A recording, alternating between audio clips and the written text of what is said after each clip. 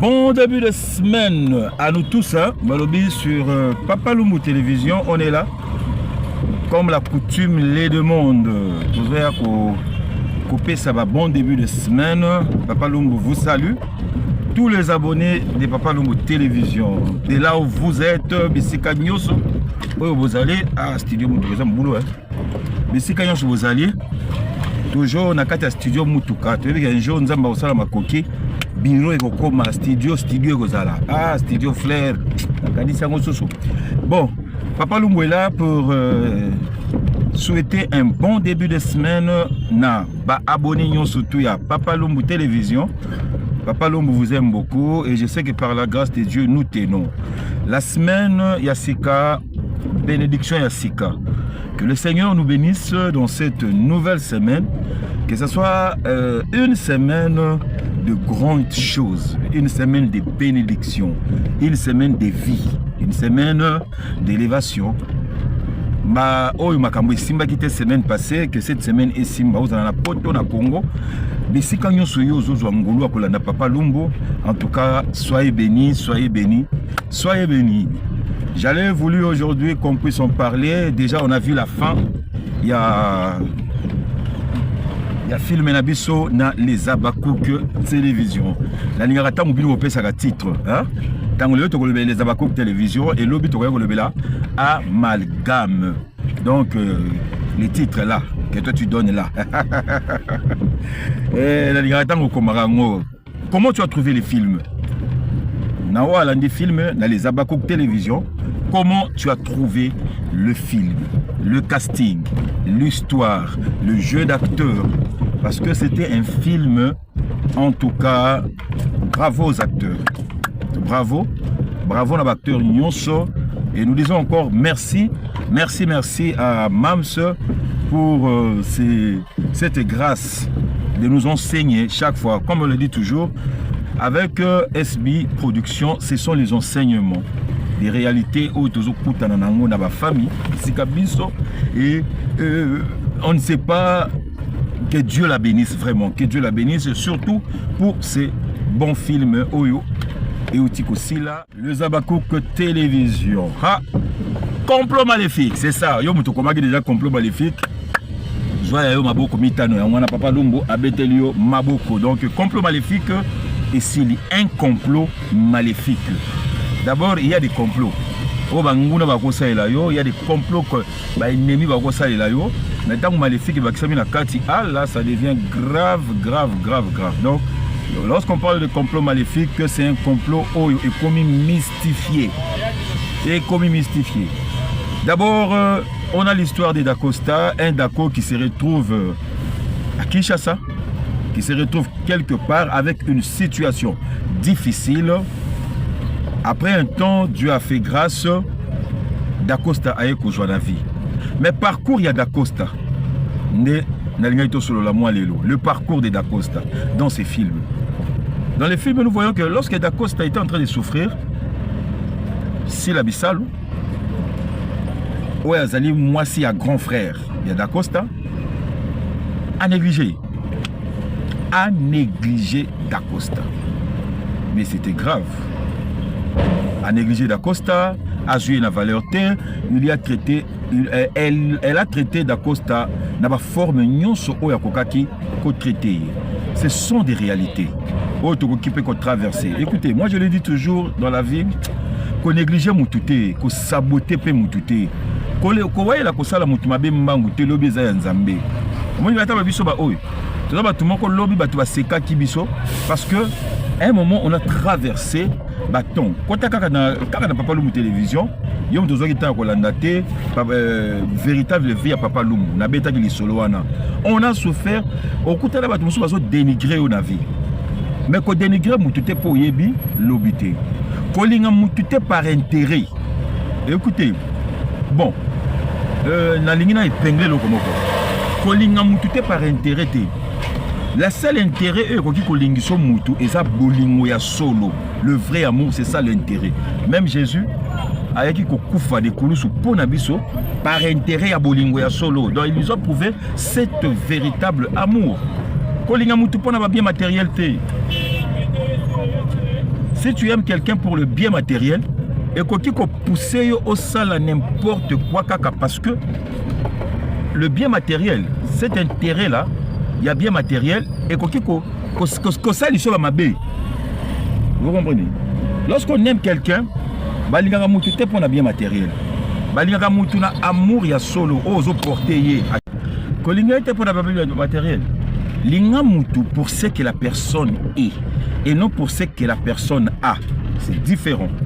Si au moins on pouvait aimer Dacosta pour ce qu'il était, ce qu'il y avait, ce que la personne est, c'est quoi? Na katia mutunyon sur la katina ye, azana deuxième personne mo parce que la katia via mutu. Il y a une deuxième personne. Parce que mutu na mona na katia la miso batu. Mutu na des valeurs ya mutu. La valeur ya mutu. Oh lobby batu peut-être ba kokati ko boya yo pour ce que tu n'avais pas. Mais en oubliant de t'aimer pour ce que tu es, le col à ce que tu es, bazo ko mona ya ngote, ba ko linga balanda ce que les gens ont. Or, ebele pe balanda batu po balinga bango pour ce qu'ils ont, lobby ce qu'ils ont ici là. Na valeur na bango pe ici là. Un film vraiment, en tout cas bravo. J'ai dit encore très bravo. Namam c'est vraiment. Namam c'est en tout cas équipe mouvement batteur. Bravo. L'influence aussi. Et belé abatu ba baby likolo ya influence. Vous savez, l'escroquerie toké na et pas tonton Jaco. Escroquerie à Koutana Kinango. Ce sont des réalités qui sont ici même à Kinshasa. En voulant trop gagner. Vous savez, lorsque quelqu'un a son copie à Mabé, surtout en Mbongo, la première intérêt à Kolingata ils sont Mbongo, qui est Kopo et Zambongo, donc tu ne seras pas perdant. Tu ne seras pas perdant, mais au coup gagner belé. Na loko sowana. Il y a même des gens vous savez, moi j'ai compris une chose dans la vie. Valeur ya mbongo oh tout ça il a kamisala. Les amis oh tous ont la facilité non. Mais za mbongo oh ils ont dans la sueur ya mutoki na biso. Comprenez? Donc de l'autre côté, il y a des foyers et soit ba problème, ba papa ba kweya likolo, il y a escroquerie. Donc une façon oyo balinga ki bate biso surtout ba parents ba o balingi ko sala ba affaire kozala ekenge dans quelle affaire tu peux te lancer. Toute affaire n'est pas bonne affaire. Toute affaire n'est pas bonne affaire. Il y a des gens ba perdre ma pangu na bango ngwana. Pour se lancer na kati ya cop moko boye pour promettre qui est le bonheur ya cop ngo ba promettre qui makambu ya kitoko pe ya malamu tellement qu'il était sûr il a investi pouf et kenda. Il y a même des gens qui vont investir à un voyage. Ils vont promettre, non, voyage, biso de toza, vraiment, biso de biso. La personne investit l'argent et s'il est qui, il faut bien analyser en quoi tu veux te lancer. En quoi? Nakati na copine, nakati na affaire nini, oyo lingi okota ko sambela pesa très bien. Ko senga kapé orientation en Zambie. Ils ont vraiment très bien. Et de deux, avoir un partenaire oyo akoki ko sungayo pour abimisa on a katia mabulu. Lorsqu'on se marie ou lorsqu'on a des amis, lorsqu'on a un partenaire, partenariat to amitié na biso wana ezala kapé souvent pour eya ko sauver biso. Na ba décision soit mabe to koki kozwa, na ba orientation mususu pe to koki ko pesana de façon que tous à la sauver la katia ba décision. Si la Bissalo, moi si à tonton Jaco, qu'est-ce qu'on a vu? La femme Ndatindiki Mobali plus na katia kopwana. Moi le consomme bon et à la fin de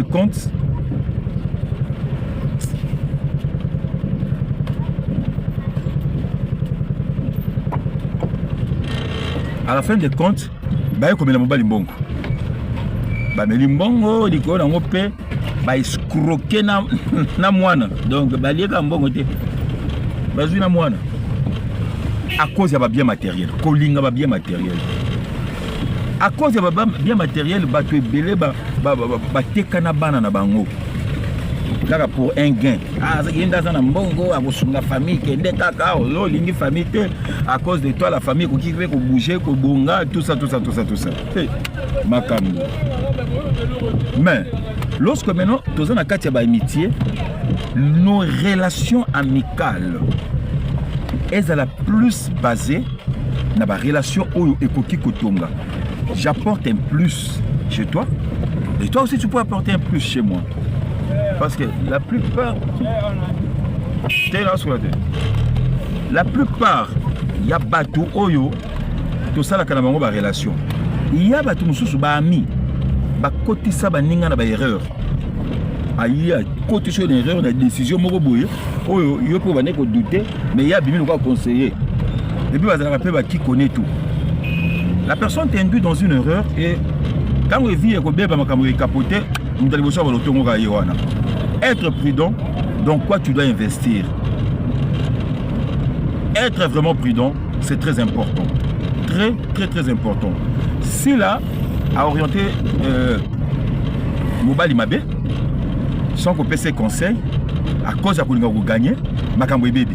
Tu vois, quand Sikoyo, Nani, tonton Jaco, quand elle a investi quelque part, Jaco était bon.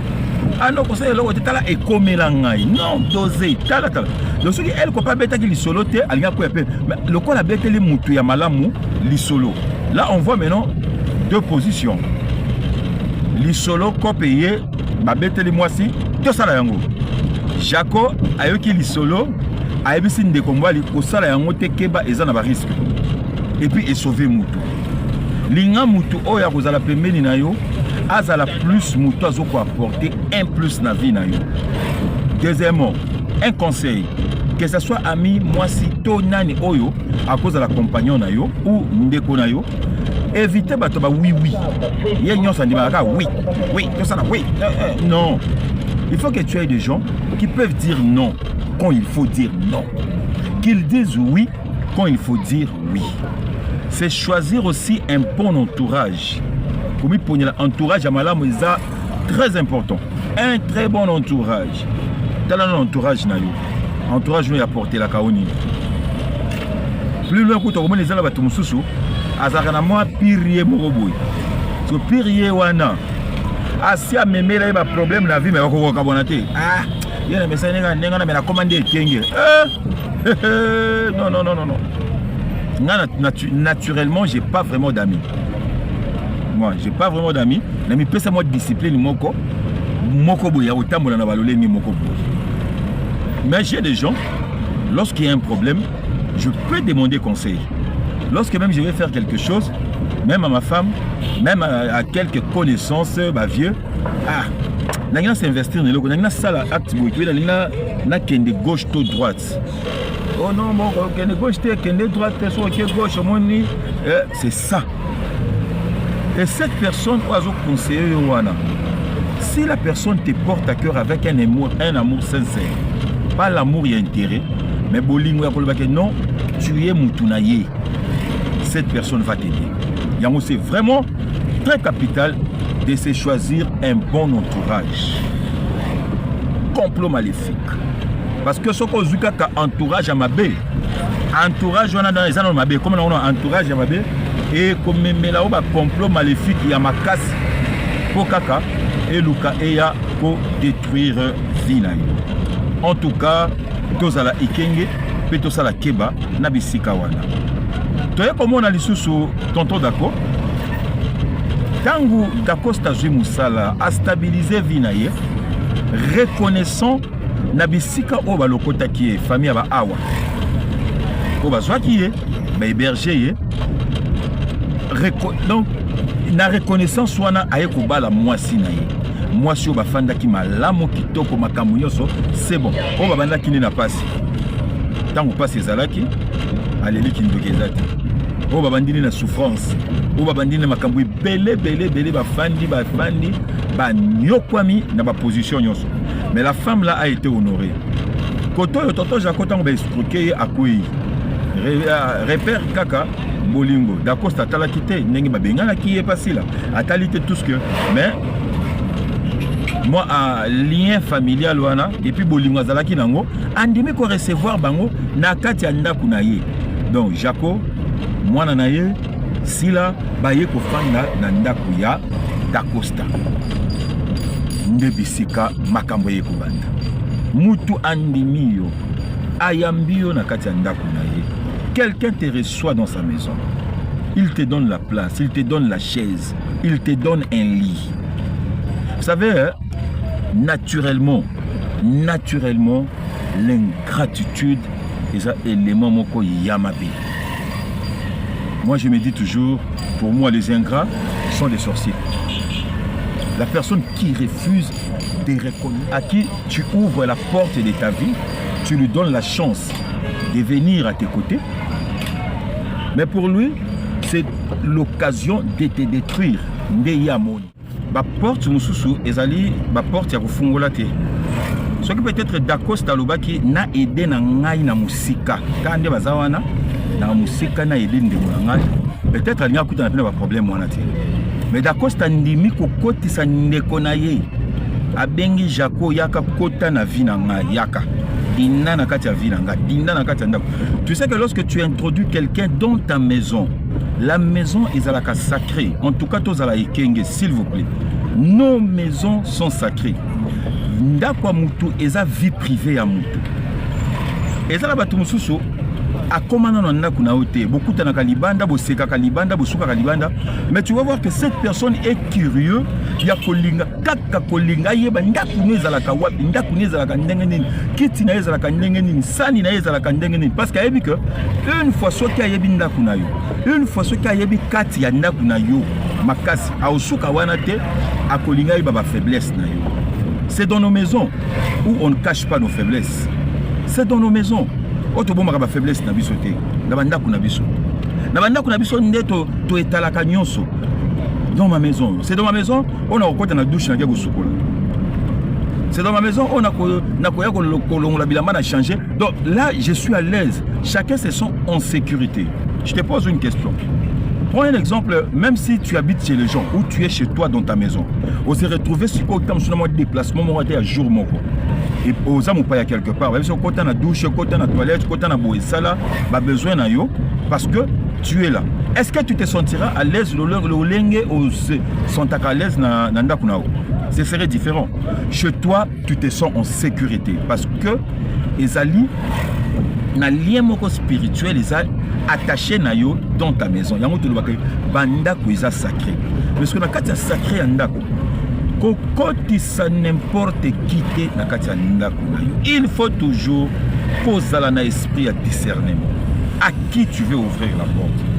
On a vu Awa au début, elle s'était fâchée. D'accord, comment tu peux prendre une décision sans même me consulter? N'a pas couple belé, n'a pas amitié belé, n'a pas relation plus makamone zalaka. Vous êtes à deux partenaires, vous autres tamboula. C'est que chaque pas à décision consiste ya kozala tana moi boyo kanimoko une entente sur ça. C'est-à-dire que ça va n'a pas à décision oyo tozo tambola biso mi balé to ça la boye oui ou non. Peut-être oui na yo oyo bimisa ki avant. Soko consulta ki muto.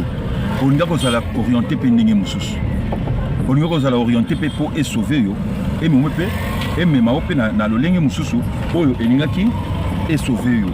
Mais toi comme tu n'as pas consulté, dans un esprit il y a qu'à consulter te, yo consultation ezalaka te, yo zaka nyonso balobela ka yo oui.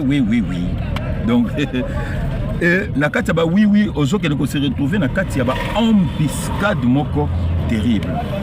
S'il vous plaît, sachons premièrement jusque là nde tozokende to banya lisola da côté sikoyo ko négliger mutu na vite ko tala mutu te pona oyo azali o azanango mais tala ye plutôt na oyo azali. Deuxièmement, l'histoire de tonton Jaco était ibiso koyeba en quoi tu dois t'investir. Investissement nini esengeli ko sala na vie pour tomber na erreur te. Le diable est capable de bébisa vraiment 10 ans de souffrance, 15 ans de souffrance dans mon colomoko. Imagine-toi pour kangisa somo za la kanangwana, ndako za la kanangwana, mbongo za la kanangwana. Tala ba pas sur salaka. na poto bébé ngango caillou biso ozo bima ozo tambola ozo économiser et tu les fais pendant 10 ans ozu mwa mbongo malonga et mbongo wana ba ko escroquer ngo kaka pouf na mukolo moko. Est-ce que vous comprenez? Donc les efforts de plusieurs jours peuvent être exterminés si tu n'es pas prudent. À qui peux-tu ouvrir le porte de ta vie? Nani okoki kokotsa na kati ya ba sacré ya vie na yo. Nani oyo ko ba yo yaka to partager sacré ya vie na sacré. Je parle du sacré. Ce qui est sacré. Ne fais pas entrer n'importe qui dans les sacrés de ta vie. Nakati a complot maléfique que tu es comme la présence, il y a prophète. Le premier faux prophète. Là encore, ils allaient vraiment bilé. Il y a Mboka Boabiso. Vous savez, je suis pasteur. Je ne le dis pas pour léser les pasteurs. Mais Bisso va pasteur te tongi. S'il vous plaît. Bisso va pasteur toza auteur payé. Je parle en général. Il y a de bons pasteurs. Mais ça ne m'interdit pas de dire la vérité. Ba foyer, ba famille belé, ba suit ba problème na vie à cause de ba pasteur, ba prophète, ba prophétie. On ne construit pas. Le prophétie, il y a ba faux pasteur et détruit ça. Il y a la bête de même chose dans la classe. À l'époque, je suis à Litingil. Je pense que dans la 4e des humanités, si je me trompe, non, 5e des humanités, si je ne me trompe pas. Dans la classe, pendant zoya papa. Na bisengwe, on est bisengwe.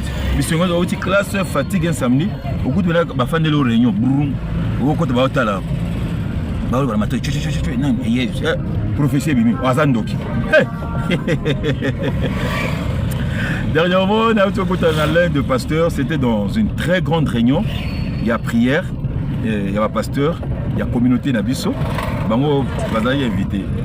Na moni na reconnaître, quand on moni après ça on a respect.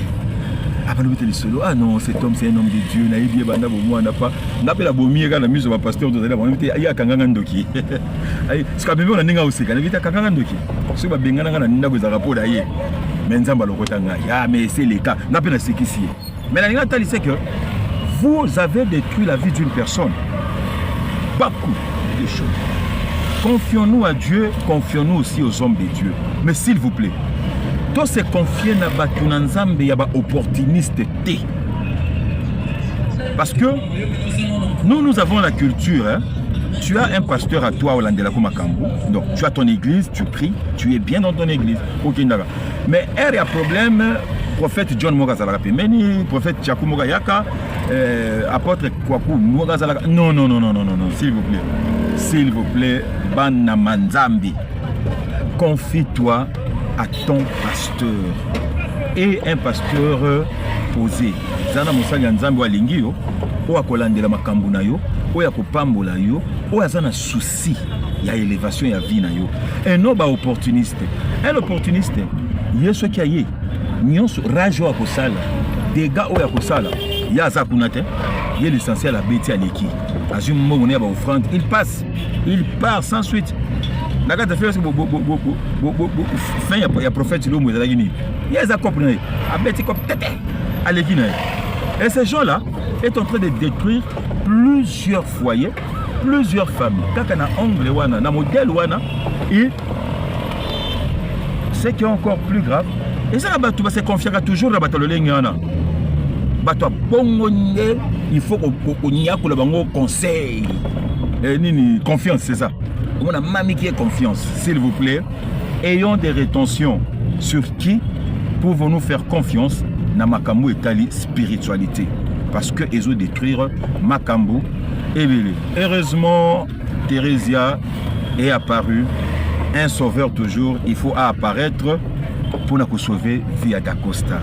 Vous savez, dans la vie, il y a toujours un sauveur caché quelque part. Zambé, dans le film, a utilisé Thérésia. Mais toi aussi, peut-être, au cours de la vie, il y a un problème. Oyo, et ça, l'issue d'erreur, bato ba simbisio ba touche bato ba mimio na ba erreur ya ba couleur nyonso ba qualité nyonso ya ba forme nyonso.